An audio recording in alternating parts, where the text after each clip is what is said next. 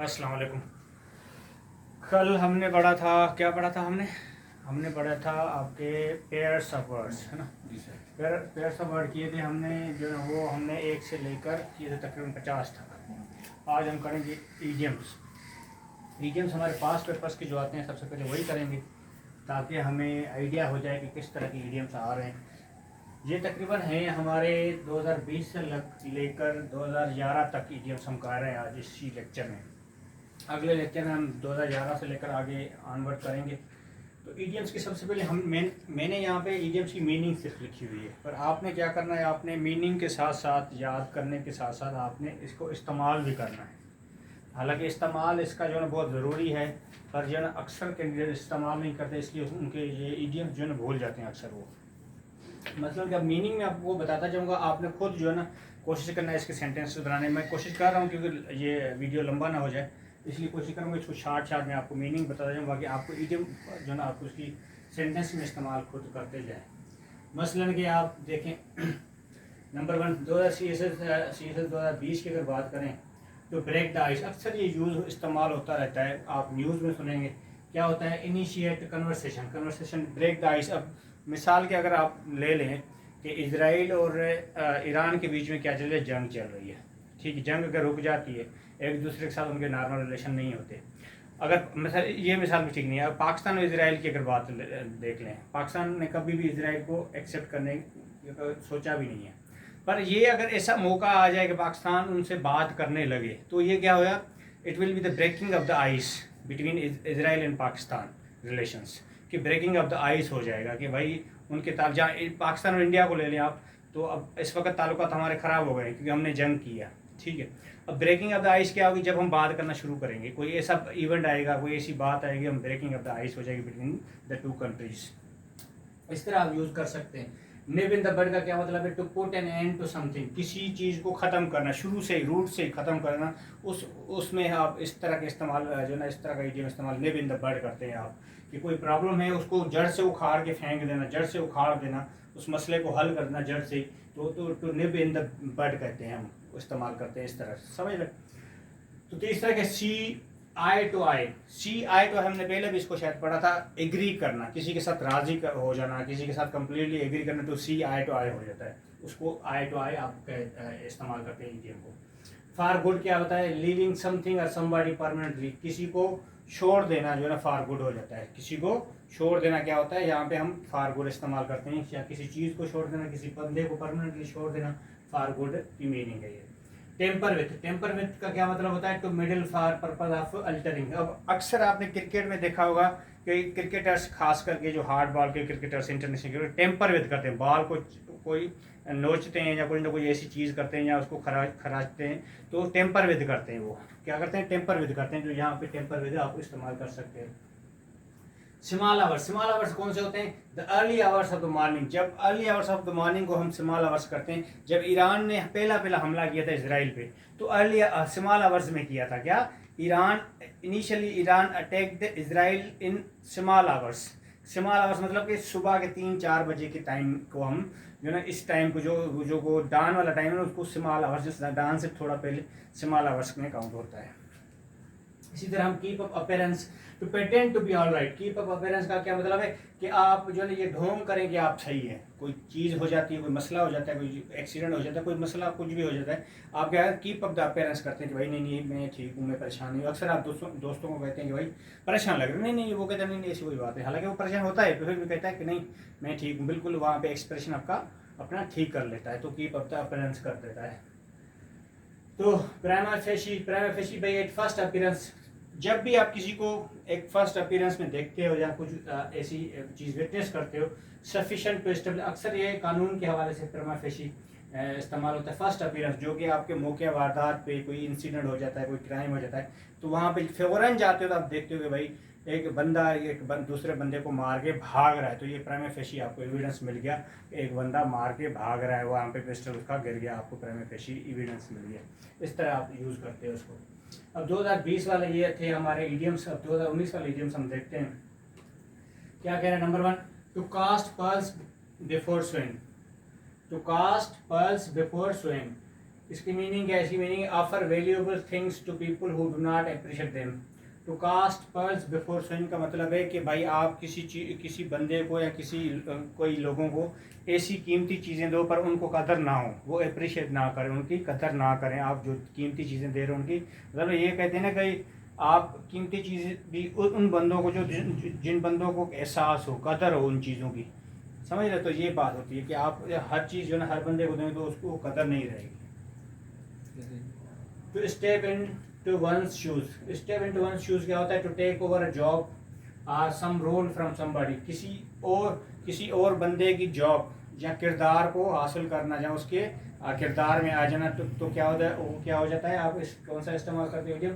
To step in to one's shoes, किसी और के जूते में आप पाँव रख देते हो, समझ रहे हो? तो इसको आप कहते हो कि to take over a job और some role from someone. Number 3 है stuff and nonsense. Stuff and nonsense क्या? अटर फूलिशनेस और एब्सर्डिटी, बिल्कुल आपकी क्या बेवकूफ़ी या एब्सर्डिटी। एब्सर्डिटी आप बेवकूफ़ी में आता है। अटर फूलिशनेस कंप्लीट फूलिशनेस, बिल्कुल 100% क्या होती है? फूलिश बंदे की फूलिश बेवकूफ़ी, स्टफ एंड नॉनसेंस। नंबर 4 क्या है? अ वाइल्ड गोस्ट चेस, ये तो बड़ा मशहूर है। एबर्टिव अटेम्प्ट, ऐसा वाइल्ड गोस्ट चेस का मतलब है कि भाई ऐसी तहकीक जिसमें आपको नतायज ना मिले, उसको आप क्या कहते हैं? अ वाइल्ड गूस चेस। मतलब कि आप ऐसे काम में लगे हुए हो जिसका टारगेट आपको पता नहीं, मिल नहीं रहा आपको। अक्सर पुलिस वालों के लिए इस्तेमाल किया जाता है, अक्सर पुलिस मतलब कहीं पे भी इस्तेमाल हो सकता है, पर वहाँ पे इस्तेमाल होगा जहाँ पे आपका एंड गोल, आपका कंक्लूसिव रिजल्ट जो है वो ना मिले आपको, तो वहाँ पे अब वाइल्ड गूस चेस इस्तेमाल किया जाता है आपको ऐसे रिजल्ट्स के लिए। To be ill at ease, to be ill at ease का क्या मतलब है? अनकंफर्टेबल और एम्बेरस्ड, कि भाई आप क्या हो जाओ? शर्मिंदा हो जाओ या अनकंफर्टेबल हो जाओ, उस वहीं पे आप ये इडियम इस्तेमाल करते हो। शेटा to sit on the fence, भाई सिट ऑन द फेंस क्या होता है? अवॉइड मेकिंग अ डिसीजन और चॉइस। भाई सिट ऑन द फेंस क्या होता है? आप यहाँ पे कोई फैसला लेने से इनकार कर दो, मना कर दो, अवॉइड कर दो, आप पीछे हट जाओ इस तरह। इन अ जेफी का क्या मतलब है? जेफी का मतलब है वेरी शॉर्ट टाइम मूवमेंट, बिल्कुल शॉर्ट टाइम। कहते हैं ना भाई जो ना फलाना बंदा गया है कोई चीज़ें लेने, he will be coming in a जेफी में शॉर्ट टाइम आ जाएगा वापस जल्दी, इस तरह। जैसे कि वकार गया है तो वकार के लिए हम क्या कहते हैं? मतलब कि हालांकि वो 1-2 दिन लगाएगा, पर हम कह सकते हैं कि वो वकार would be returning in a Jeffy जल्दी आ जाएगा, जल्दी शॉर्ट मोड टाइम में आ जाएगा। 8वां क्या है? To preen oneself. To preen oneself क्या है? To make person's own appearance neat and tidy.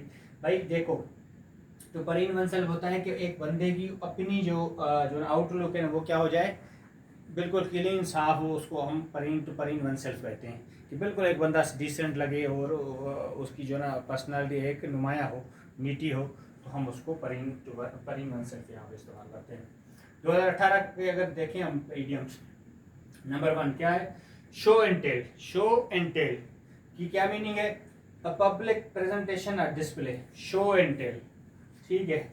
She was showing and telling her project, ठीक है, ऑन द स्टेज ऑफ फला जो भी आप कहना चाहते हो, ठीक है। कि भाई मतलब कि क्या था? वो पब्लिक प्रेजेंटेशन थी और डिस्प्ले थी, उसका अपना प्रोजेक्ट दिखा रही थी, ठीक है, उस कंपनी को या उस किसी भी ऑर्गेनाइजेशन को। Helter and skeletal. Helter and skeletal का क्या मतलब है? हेस्टली और हरीडली, हेस्टली और हरीडली, ठीक है। इसकी मीनिंग क्या है? हेस्टली और don't prepare yourself for hastily, helter and shelter in order to do something. मतलब जो भी आप कहना चाहते हो इस तरह सेंटेंस में इस्तेमाल कर सकते हो कि भाई हेल्टर एंड स्केल्टर को आप कैसे इस्तेमाल करोगे? कोई भी काम कर रहे हो आप, उसमें आप कह सकते हो कि यार इस तरह कोई भी काम में आप हेल्टर और स्केल्टर मत करो, मतलब हरीडली मत करो, जल्दी मत करो, हेस्टली मत करो, ठीक है, जल्दबाजी मत करो, आराम से काम करो, ठीक है। जैसे कि अक्सर CSS में लड़के आते हैं ना नए, तो वो कहते हैं कि बस हमने we are going to pass CSS in helter and skelter, मतलब जल्दी में पास कर देंगे, टाइम नहीं लगेगा, हम पास कर लेंगे, तो आहिस्ता आहिस्ता पता चल जाएगा कि भाई CSS इतना मुश्किल है, जैसे ही अंदर घुसने लगते हैं। तो तीसरा to the death. To the death का क्या मतलब है? अनटिल डेथ, जब तक मरा हो। Tilted at windmills, tilted at windmills, tilted at windmills का क्या मतलब? Attacking imaginary enemy, attacking imaginary enemy में ख्याली दुश्मन को हमला करना, उस पर हमला करना, टिल्ट एट विंड मिल्स है। HET hate up, hate up का क्या मतलब? हेट अप का मतलब है एंग्री एंड एजिटेटेड। एंग्री गुस्से वाला, गुस्सा करने वाला, और एजिटेटेड जो कि बिल्कुल ही खत्म, मतलब अंदर से मतलब भरा पड़ जाए, गुस्से में आ जाए, एजिटेटेड हो जाए, एनॉय हो जाए, ठीक, तंग आ जाए, उसी को हम वहीं पे इस्तेमाल करते हैं, angry and agitatedly het up. इसी तरह हम आते हैं छठे पे, the whole ball of wax. Whole ball of wax क्या होता है? एवरीथिंग, हर चीज, ठीक है। You can not get the whole ball of, ठीक है, मतलब कि अगर इसको इस्तेमाल करना चाहें आप तो कैसे इस्तेमाल करेंगे कि भाई आप जो ना हर चीज़ हासिल नहीं कर सकते हो। You can not get whole ball of everything. जहाँ ऐसे भी इस्तेमाल करते हो, you can not get the whole ball in C S preparation, मतलब हर चीज़ को आप याद नहीं कर सकते। You can not remember whole ball of CSS, मतलब कि हर चीज़ आप याद नहीं कर सकते हो CSS में। कुछ चीज़ें आपको याद होंगी, कुछ चीज़ें आपकी रह जाएंगी। CSS का सिलेबस कवर 100% नहीं होता, ये अक्सर कहा जाता है, ये होता भी है इस तरह। अच्छा, it is about time. It is about time का क्या मतलब? Something should have occurred a long time ago. कोई बंदा कहता है यार आप ये करना चाहिए था 2 साल पहले, जो वो कहता है कि भाई it is about the time, मतलब उस वक़्त जो था ना, टाइम जो था ना, वो मेरे लिए ये इम्पॉर्टेंट था कि मैं ये चीज़ करूँ जो मैंने की थी। तो it was all about time, it was all about time, something should have occurred line time, मैंने करना चाहिए था मुझे, पर मैंने पहले करना चाहिए था, पर अब मैं आगे बढ़ चुका हूँ। पंच अप क्या होता है? Fist fight. फिस्ट फाइट क्या होता है? जो जैसे कि बॉक्सिंग होती है, उसमें क्या होता है? पंच फाइट होता है, पंच अप होती है, ठीक है, पंच अप करते हैं, फिस्ट फाइट होता है। फिस्ट किसको कहते हैं? इसको कहते हैं, ये जो है फिस्ट, हाँ, फिस्ट फाइट होती है। बॉक्सिंग में फिस्ट फाइट होती है ना, बॉक्सिंग में वो ग्लव्स पहनते हैं और फिस्ट फाइट होती है, इसको हम वहीं पे इस्तेमाल कर सकते हैं। 2017 की अगर बात करें, 2017 में कौन से वीडियो आए थे? Spirit away. स्प्रिट अवे का क्या मतलब है? Carry off mysteriously. Carry off mysteriously मतलब है आप किसी भी चीज़ को गुमानी से क्या करते हैं? कैरी ऑफ करते हैं, ठीक है। Spirit of. Plough back. Plough back क्या होता है? To put any benefit back for more profits. कोई भी चीज़ में आपको अगर फ़ायदा पहुंचा है और आप दोबारा वो करना चाहते हो, दोबारा ज़्यादा फ़ायदा लेने के लिए, तो पिलो बैक करते हो। Eager beaver. ईगर बीवर क्या होता है? टू अलर्ट, तो N alert N energetic person. Alert जो कि खबरदार हो, मतलब के सलाहियत वाला बंदा हो, अलर्ट। अलर्ट, ईगर बीवर क्या होता है? N alert N energetic person होता है। रिंग अ बेल। रिंग अ बेल क्या होता है? सीम स्लाइटली फेमिलियर। रिंग अ बेल मतलब कोई आपको जानने वाला बंदा मिल जाता है या बंदी मिल जाती है, तो आप क्या कहते हो? रिंग अ बेल, सही है, तो रिंग अ बेल हो जाता है आपके लिए। B left holding the baby. B left holding the baby का क्या मतलब है? Unwittingly holding a responsibility. क्या मतलब? अनविटिंगली। विटिंगली क्या होता है? दानिशमंदी होती है। अनविटिंगली मतलब उसको उलट करो, क्या? बेवकूफ़ी। होल्डिंग अ रिस्पॉन्सिबिलिटी मतलब कि कोई भी जिम्मेदारी आप क्या करो, उसको वो आपको मिली हो, पर वो बेवकूफ़ी के साथ आप उसको जो ना लो। To be left holding the baby, इस तरह ये आप इडियम इस्तेमाल कर सकते हो। Cap in hand. Cap in क्या? हैंड क्या होता है? Humbly ask for a favour. आप नुमाइंदगी क्या कहते हो? आप जो है ना नुमानेपन के साथ आप क्या कहते हो? किसी भी बंदे को क्या कहते हो? अपनी फेवर के लिए पूछते हो। केप इन हैंड, ठीक है, हम्बली आप पूछते हो किसी भी फेवर के लिए। Hold out a carrot. Hold out carrot क्या? तो प्रेजेंट समथिंग इज अटेनेबल। किसी भी चीज़ को आप होल्ड आउट कैरेट क्या होती है कि आप कोई भी चीज़ क्या करते हो? पेश करते हो ताकि वो अटेनेबल हो। क्या? ऐसी चीज़ पेश करते हो जो अटेनेबल हो, जो उसको हासिल किया जा सकता हो। ऐसी चीज़ जिसको हासिल किया जा सकता है उसको क्या करते हो? पेश करते हो। तो वहाँ पे क्या इस्तेमाल करो? Hold out a carrot. Carrot का क्या मतलब है? कैरेट क्या है? पॉजिटिव चीज़ है, खाने वाली चीज़ है, आप होल्ड आउट करते हो, हाथ में रखते हो, इसका क्या मतलब है? इसका मतलब है हासिल करने वाली चीज़ है ना। कोई नया स्ट्रेंजर आएगा सामने तो आपसे वो मांग भी सकता है कि यार, फ़कीर भी मांग सकता है यार मुझे खिला खाने के लिए दे दो। तो ये सेंस बन रही है ना। तो आप क्या? प्रेजेंट समथिंग इज अटेनेबल, हासिल कर सकते हैं, अगले बंदे के लिए अटेनेबल है, हासिल करने लायक है। ओवर द मून, ये तो आपने पहले भी पढ़ा होगा। ओवर द मून क्या होता है? एक्सेसिवली हैप्पी होता है, बिल्कुल ही ओवर द मून। आप जब CSS पास करोगे तो ओवर द मून हो जाओगे, बिल्कुल ज़्यादा खुश हो जाओगे, हैप्पी हो जाओगे। इसी तरह 2016 की अगर बात करें, स्मैश हिट नंबर 1 क्या है? Smash hit, a popular and successful song, play, or music. कोई मशहूर और कामयाब क्या हो, कोई गाना हो, प्ले हो या म्यूजिक हो, उसको क्या कहेंगे, स्मैश हिट। लास्ट टाइम 2023 में हुआ था वो कहानी सुनो, इसका किसका था, ये कराची वाला लड़का जो था, उसका सॉन्ग क्या हो गया था, वो स्मैश हिट हो गया था, इंडिया में वो बड़ा मशहूर हो गया था। मर्फीज लॉ, मर्फीज लॉ क्या होता है, anything that can go wrong will go wrong. Murphy's law क्या होता है, कोई भी चीज़ अगर गलत जा रही है, जा सकती है तो जाएगी, जाती रहेगी, गलत जाती रहेगी, इसको कहते हैं मर्फीज लॉ। मर्फीज लॉ, कोई भी चीज़ गलत जा सकती है तो जाए, गलत जाती रहेगी, इस तरह। Place in the sun, place in the sun क्या होता है, पोजीशन ऑफ फेवर, ऐसी जगह जिसमें आपको फायदा पहुंचे या फेवर पहुंचे, उसको क्या कहते हैं, प्लेस इन द सन है।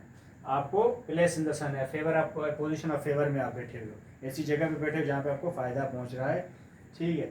वुडन स्पून, वुडन स्पून का क्या मतलब है, to last in a race or competition. Wooden spoon का क्या मतलब है कि किसी भी आप रेस में आ जाओ, रेस में हो जाओ, लास्ट हो जाओ, उसमें आखिरी आ जाओ, तो भी लास्ट इन रेस, यहाँ कंपटीशन में आप नीचे आ जाओ, आखिरी आखिरी नंबर पे आ जाओ, तो हम क्या हो जाएगा, वुडन स्पून हो जाओगे। To go bananas, to go bananas का क्या मतलब है, to become very excited or angry, बिल्कुल मतलब कि क्या हो जाना, जज्बाती, एक्साइटेड हो जाना, या क्या हो जाना, एंग्री, मतलब गुस्से वाले हो जाना, नाराज हो जाना, तो गो बनाना हो जाओगे।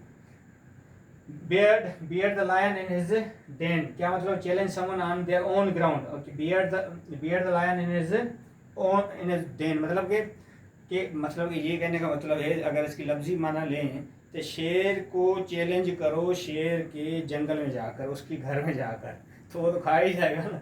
तो इसका क्या मतलब है, इसका मतलब है किसी भी बंदे को क्या करना, चैलेंज करना, उसके अपने ग्राउंड पे, अपनी अपनी टेरिटरी पे, अपने एरिया में, जहाँ ये पढ़ने के हिसाब से भी हो सकता है ना, कोई बंदा किसी फील्ड में माहिर है और उसको उसी फील्ड में आप चैलेंज कर रहे हो, तो वहाँ पे भी आप जो है ना क्या करोगे, to beard the lion in his den हो जाएगा। ग्रोन इनवर्डली, ग्रोन इनवर्डली क्या होता है, feel dismayed by something but remain silent, कि फील डिसमेड बाय समथिंग, मायूस हो जाना, या जो ना आप क्या हो, डिसअपॉइंटेड हो जाना, ठीक है, किसी भी चीज़ से, पर खामोशी अख्तियार कर देना। ये आपको मैंने पहले बताया था, चिकन आउट, चिकन आउट क्या, गिव अप। ऐसी कोई चिकन आउट गेम होती है जिसमें क्या होती है, दोनों तरफ रेस चलती है, जो पहले रुका वो हार गया, वो रेस भी बड़ी खतरनाक होती है, आगे बड़े बड़े खतरनाक जंपिंग होती है, जो रुका सो हार गया, चिकन आउट गेम होती है। जैसे कि आजकल डोनाल्ड ट्रंप खेल रहा है दूसरे ममालिक के साथ chicken out game of tariff, chicken out game, tariff की चिकन आउट गेम कर रहा है, समझ रही है। CSS 2015 की अगर बात करें, इची पाम, इची पाम क्या होता है, टू एक्सेप्ट ब्राइब ईगरली, क्या, रिश्वत को ईगरली एक्सेप्ट करना, ईगरली एक्सेप्ट करना। इसी तरह पेरिमोस पाथ, पेरिमरोस पाथ क्या होता है, the life of ease and pleasure, कौन सी जिंदगी, आराम और खुशी की जिंदगी, आपको पेरिमरोस पाथ कहते हैं। नंबर 3 क्या है, ब्रेक वंस फॉल, ठीक है, ब्रेक वंस फॉल का मतलब क्या है, तो lesson the impact of falling, किसका, फॉलिंग पर्सन, लोग, जो भी बंदा गिरता है उसका इम्पैक्ट, उसका असर पड़ता है, उस इम्पैक्ट को क्या करना, कम करना, क्या कहते हो आप, ब्रेक वंस फॉल, वंस के किसी भी बंदे के गिरने का, उसको असर को कम करना। Wash one's hand of, wash one's hand of का क्या मतलब है, to end association with somebody, किसी के साथ ताल्लुक को खत्म करना, जोड़ना नहीं, खत्म करना, किसी के साथ ताल्लुक को खत्म करना, वो आप क्या कहोगे, wash one's hands of. To become reconciled, to become friendly and peaceful, किसी के साथ दोस्ताना और अमन पसंद हो जाना, तो क्या कहोगे, to become reconciled. To mitigate again, to make something less likely to happen, to mitigate again का क्या मतलब है, टू मेक समथिंग, किसी चीज़ को कम होने देना, मतलब होने देने के चांसेस को कम कर देना, तो मिटिगेट अगेंस्ट हो जाएगा। To be cognizant of, to be cognizant of का क्या मतलब, हैविंग नॉलेज और अवेयरनेस ऑफ, मतलब कि किसी की चीज़ के बारे में खबरदार होना, इल्म रखना किसी चीज़ के बारे में, क्या होगा, टू बी कॉग्निजेंट ऑफ हो जाएगा। जैसे कि अब हम क्या करें, we are trying to be cognizant of CSS subjects, समझ रहे हैं, we are trying to be cognizant of English language, English language के बारे में हम क्या कर रहे हैं, नॉलेज हासिल करने की कोशिश कर रहे हैं, पेयर ऑफ वर्ड्स, ईडियम से, सिनोनिम एंटोनिम से, मुख्तलिफ ग्रामर पढ़ के।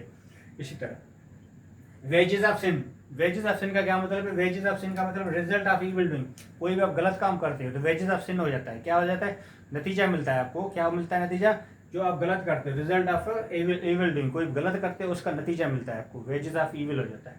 इसी तरह 2014 की अगर बात करें, to bring grist to the mill, क्या मतलब इसका? To use anything for one's benefit, कोई भी चीज इस्तेमाल करो अपने फायदे के लिए, to bring grist to the mill, ठीक है, to bring grist to the mill हो जाएगा।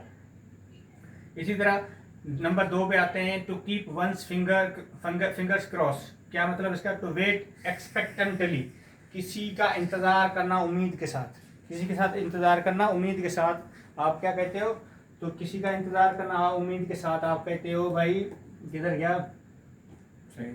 To keep one's finger cross, तो to keep one's finger cross करते हो, क्रॉस करते हो तो आप टू वेट एक्सपेक्टेंटली, किसी उम्मीद के साथ इंतजार करना। तो with one's tongue in one's cheek, किसी की जबान क्या कहते हो उसमें चीक में आ जाना, ठीक है, तो इसका क्या मतलब? टू से समथिंग आयरोनिकली, किसी को कुछ कह देना तनकीदी हवाले से, आयरोनिकली मतलब तनकीदी हवाले से किसी को कुछ कह देना। Number 4, storm in the tea cup, अब छोटा कप होता है टी का, चाय का, उसमें स्टॉर्म तूफान आ सकता है, इसका मतलब क्या है? To raise alarm for nothing, मतलब छोटी बात को बड़ा बना देना, छोटी बात को बड़ा बनाना क्या होता है? Storm in the tea cup होता है, ठीक है। हम एंड हा क्या होता है? To be uncertain and take a long time deciding something, भाई गैर यकीनी इस पोजीशन में आ जाना और किसी चीज़ के लिए फैसला लेने में टाइम लेना, उसको क्या कहते हैं? Hum and haw. To let the grass grow under one's feet, भाई जो क्या कहते हो ग्रास को क्या करते हो? उगरने दो जो ना एक किसी के फीट के अंदर, इसका क्या होता है? Waste time by delaying something, किसी चीज़ को क्या कर देना? मुलतवी करते हुए और टाइम को ज़ाया करना, ठीक है, इस तरह। 8वां क्या है? पेनी वाइज एंड पाउंड फुलिश, ये बड़ा कमाल का है। पेनी वाइज एंड पाउंड फुलिश, क्या मतलब है? Careful about small amount of money but not about the large amount, मतलब कि कई लोग ऐसे होते हैं ना, छोटे छोटे पैसों के लिए, थोड़े पैसों के लिए क्या करते हैं? बड़े खबरदार होते हैं, नहीं करते खर्च, पर बड़ा कोई हो जाता है, जैसे कि मोबाइल लेना हो गया, ये उसके लिए खर्च करने के लिए देर नहीं करते, तो अब 50,000 का 60,000 का 1 लाख का मोबाइल ले लिया, फिर जो है ना वो छोटे छोटे पैसों के लिए खर्च कम करते हैं, वो बड़ा होशियार हो जाते हैं, यार नहीं 50,000 नहीं लगना चाहिए, ये बचना चाहिए, तो इस तरह होता है। तो 2013 की अगर बात करें, नंबर 1 क्या है? The milk of kind human kind, the milk of human kind, पहला है the milk of human kind, जिसका मतलब है द फुल ऑफ काइंडनेस, किससे? रहमदिली से भरा भरा पड़ना, ठीक है, मतलब फुल ऑफ काइंडनेस को हम क्या कहेंगे? The milk of human kind. ये तकरीबन मेरे ख्याल शेक्सपियर के प्ले से लिया गया है, the milk of human kind, ठीक है, मेरे ख्याल से ये होगा मैकबेथ है शेक्सपियर का एक प्ले, उधर से लिया गया मेरे ख्याल से, याद आ रहा है। तो मिल्क ऑफ ह्यूमन काइंड को हम, इसकी क्या मीनिंग है? The full of kindness, kindness क्या होती है? काइंड होता है कोई रामदिल बंदा होता है, काइंडनेस रामदिली को कहते हैं हम। नंबर 2 क्या है? Rule of thumb, rule of thumb क्या है? अ रफ यूजफुल प्रिंसिपल और method based on experience rather than precisely accurate measures. A thumb of rule क्या कहते हैं? कोई भी रफ सा यूजफुल प्रिंसिपल होता है, जो कि फायदेमंद उसूल होता है, या मेथड कहते हैं, जो कि किस पे बुनियाद रखता है? एक्सपीरियंस पे, तजुर्बे पे, rather than precisely accurate measure, कोई भी एक्यूरेट मेजर नहीं होता वो, पर वो किसी भी तजुर्बे पे बुनियाद रखता है, उसको हम क्या कहते हैं? थंब रूल कहते हैं। मैंने फिर से मैं भी आपको कहा, थंब रूल क्या है? 3 words is equal to 1 idea, ये थंब रूल होता है। आउट एंड आउट, ये पढ़ा था हमने प्रीपोजिशन में, याद है? आउट एंड आउट प्रीपोजिशन में पढ़ा था, ठीक है, तो हमने इसको क्या पढ़ा था प्रीपोजिशन में कि भाई आउट एंड आउट का थारोली ये प्रीपोजिशन से लिया गया, इस तरह के अल्फाज है, आउट एंड आउट, ठीक है। To wash one's dirty linen in public, क्या मतलब है? प्राइवेट अफेयर्स को, कोई भी अपने ज़ाती मामला को पब्लिक में, आम लोगों के सामने डिस्कस करने को क्या कहते हो? To wash one's dirty linen, to wash one's dirty linen in public, to discuss private affairs in public, आम लोगों के साथ, आम लोगों के सामने अपने ज़ाती घरेलू मसलों को डिस्कस करने को हम इस्तेमाल करते हैं, to wash one's dirty linen in public. Number 5, to pay through the nose, to pay through the nose क्या होता है? To pay a heavy price, to pay through the nose को हम क्या मीनिंग है? कि भाई भारी कीमत चुकाने को हम पे थ्रू द नोज करते हैं। Israel has to pay through the knows, ठीक है, क्या कहते हो? इजराइल को पे थ्रू द नोज करना पड़ेगा, जो अटैक किया है उसने ईरान पे, तो ईरान अब उसको क्या कर रहा है? पे थ्रू द नोज कर रहा है कि भाई अब भारी कीमत चुकाओ अपनी, जो आपने हमला किया मेरे ऊपर। तो लूज फेस क्या है? कि भाई इज्जत गंवाने को क्या कहते हैं? लूज फेस कहते हैं, कि to lose other people's respect, मतलब दूसरे लोग जो है रेस्पेक्ट करना छोड़ दें, उसको क्या कहते हैं? To lose face. 2012 की अगर बात करें, 2012 वूल गैदरिंग का कहते हैं एब्सेंट माइंडेडनेस, कोई बंदा ज़हनी तौर पे क्या हो, गैर हाजिर हो, तो वूल गैदरिंग कहते हैं। अंडर द हारो क्या कहते हैं, डिफिकल्ट, कोई मुश्किल सिचुएशन में आ जाना, अंडर द हारो आ जाना। अब गोल्ड डिगर, ये अक्सर ये सोशल मीडिया पे आपने देखा होगा, गोल्ड डिगर आए थे वीडियोस, काफ़ी सारे वीडियो जो है यूट्यूबर्स जो प्रैंक कर रहे थे लड़कियों के साथ, जो कि कह रहे थे लड़की lady who extract money from main. Gold digger क्या कहते हैं, जो लड़की जो कि पैसों के लिए आपके साथ जो ना दोस्ती करे, जहाँ आपके साथ कोई इस तरह का रिलेशन रखे। नंबर 4, ऑन द मतलब लड़की के हवाले से ये गोल्ड डिगर इस्तेमाल किया जा रहा है। On the thin ice, precarious situation. On the thin ice का मतलब है कि खतरनाक हालात, खतरनाक, precarious situation, dangerous situation. Number 5, cold comfort का मतलब है लिटिल आर नो कंफर्ट, मतलब कि ना के बराबर आपका सुकून हो। कोल्ड कंफर्ट वहीं पे इस्तेमाल, ना के बराबर आपका लिटिल कंफर्ट हो, नो कंफर्ट हो, तो वहीं पे हम कोल्ड कंफर्ट को इस्तेमाल करते हैं। छठा क्या, अक्यूअर फिश। मैंने समझाया था क्यूअर का मतलब strange, queer fish, strange fish, strange fellow, इसकी मीनिंग है स्ट्रेंज फेलो। ऐसा बंदा जो अजीब हो, आपका दोस्त हो, अपना कोई भी यार दोस्त हो, वहाँ पे वो अजीब तबीयत हो उसकी, अजीब नेचर हो, तो हम उसको क्या कहेंगे, अक्यूअर फिश कहेंगे। एट एन अनअर्थली आवर क्या होता है, इनएप्रोप्रिएट टाइम। इनएप्रोप्रिएट टाइम मतलब कि Israel attacked Iran at an unearthly hour. क्यों एट एन अनअर्थली आवर, क्यों, क्योंकि वहाँ पे ईरान जो है ना बातें करने के लिए तैयार था, जो ना जो आपके जो जोरी जो उसकी फैसिलिटीज़ थी, जब उसकी टेक्नोलॉजी, जोरी टेक्नोलॉजी के लिए बातें करने लिए भी तैयार था अमेरिका के साथ। तो अन मतलब कि अन जो है अप्रोप्रिएट टाइम नहीं था, वो क्या था, एट एन अनअर्थली आवर था, जिसकी वजह से ना वो टाइमिंग जो थी उसकी बहुत ही बुरी थी, किसकी, इजराइल की, जिसकी वजह से उसको अब डिप्लोमेटिकली मार पड़ रही है कि भाई ये आपने क्या किया, वो बातें करने के लिए तैयार था, आपने ऊपर से हमला कर दिया। तो अब ईरान भी क्या कह रहा है, अब जब से ये ख़त्म नहीं करेगा, ये रोकेगा नहीं, मैं भी बातें अमेरिका से बातें नहीं करूँगा। तो ये क्या था, एट एन अनअर्थली आवर था, किसका, इजराइल का ईरान पे हमला करना। इसी तरह 2011 की अगर बात करें, to eat one's words, to eat one's words क्या मतलब है, ब्रेक प्रॉमिस, किस अपना वादा तोड़ देना, अपना वादा तोड़ देना। तो ईट वंस वर्ड्स, अपने अल्फाज खा जाने का मतलब है अपना वादा तोड़ देना। डॉग इन द मैनेजर मतलब हु नाइदर डज हिमसेल्फ ना लेट अदर्स डू। एक बंदा होता है ना जो ना खुद काम करता है ना किसी और को काम करने देता है, तो उसको क्या कहेंगे, डॉग इन द मैनेजर कहेंगे। डॉग इन द मैनेजर, जो खुद ना काम करे ना किसी और को करने दे, डॉग इन द मैनेजर होता है। A close shave near miss, किसी को आप गोली मारते हो या कोई परिंदे को मारते हैं, किसी को शिकार करते हो, पर वो उसको छू के निकल जाए, जैसे कि डोनाल्ड ट्रंप को गोली छू के निकल गई थी, तो वो क्या था, अ क्लोज शेव था, नियर मिस था, ठीक है, कान से छू के निकल गई हल्का सा। फ्राइडन सिल्प क्या था, समथिंग विच यू से एक्सीडेंटली, ऐसी चीज़ आप कोई कहें एक्सीडेंटली, कोई आपसे स्लिप हो जाए कहने में, तो वो क्या कहें, फ्राइडन सिल्प हो जाएगा। गॉर्जियन नोट क्या होता है, डिफिकल्ट प्रॉब्लम और सिचुएशन, ऐसा कोई मुश्किल मसला जहाँ हालात जिसमें आप क्या कहते हैं, गॉर्जियन नोट, जिसमें आप जो ना आप फंसे हुए हो, उसको गॉर्जियन नोट कहते हो आप। तो वहीं पे कोई आगे आपको निकाल ले तो गॉर्जियन नोट आप इसको। कोग इन द मशीन क्या है, an ordinary fellow of no importance, कोई भी आम सा बंदा हो जिसकी कोई अहमियत न होगा, कोज इन द मशीन कहेंगे आप उसको। इसी तरह 7वां शुगर डेडी क्या, कोई पुराना बूढ़ा सा बाबा हो, old man who entices young ladies, कोई बूढ़ा सा बाबा हो, कोई जो है ओल्ड मैन हो, और नौजवान लड़कियों के साथ क्या करे, इंटाइस करे, उनके साथ क्या करे, जो है ना आप क्या कहते हो, फ्लेटर कहते हो या क्या, इस तरह फ्लेटरिंग करे, तो ओल्ड शुगर डेडी कहेंगे इसको। A wet blanket one who spoils the pleasure of others, ऐसा बंदा जो दूसरों का सुकून बर्बाद करे, उसको क्या कहेंगे, वेट ब्लैंकेट। यहाँ तक आपके थे, आपके 2011 तक आपके इडियम्स थे। इंशाल्लाह फ़ौरन दूसरे लेक्चर में मिलेंगे अगले वीडियो के साथ, अगले इडियम्स के साथ, अगले ईयर्स के भी इडियम्स के साथ इंशाल्लाह।